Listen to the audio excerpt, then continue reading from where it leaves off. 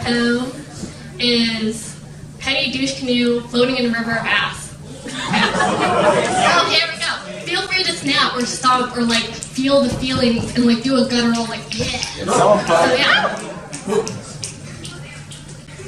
Anything you say or do now will have the ability to break me. You know too much. You know all of my secrets. You know that I stretch weird when I wake up. You know all of my nicknames for body parts. You know about that one time with beads. So there's only one solution. I curse you.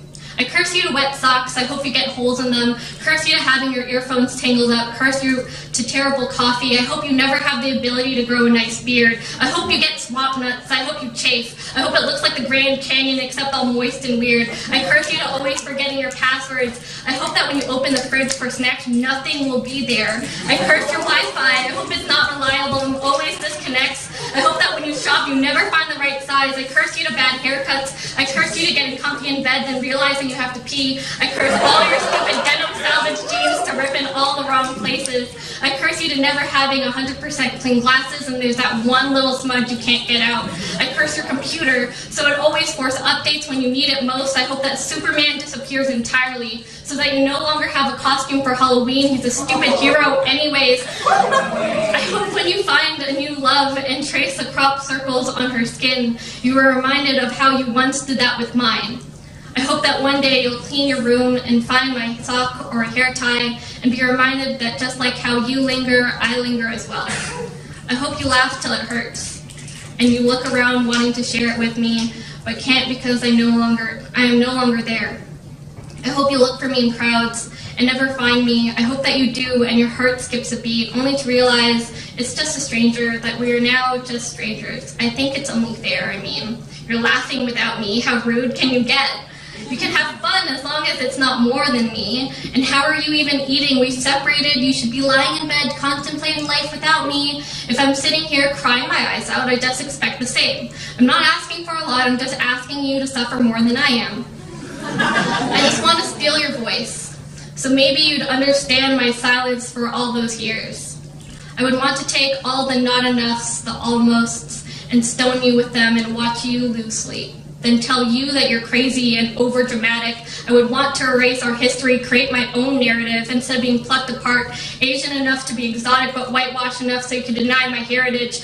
I'd be the one winning the battle, not just an inconvenience, or maybe I'd steal your elitist ego. Maybe then I would salvage my own self-esteem and have some left over to make sure that you knew I could have left at any time to make you look more like problem than savior. I hope none of these things happen to you. Because if you felt anything I felt, you'd barely make it. I'm barely holding on because I live my life as a constant apology.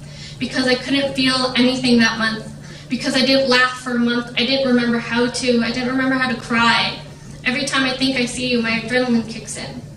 Not out of love, but out of fear. Fear that you'll hurt me again. I didn't sleep because my dreams became dangerous. I'd rather live with the nightmare of you no longer being there when I woke up than dream of ever being with you again.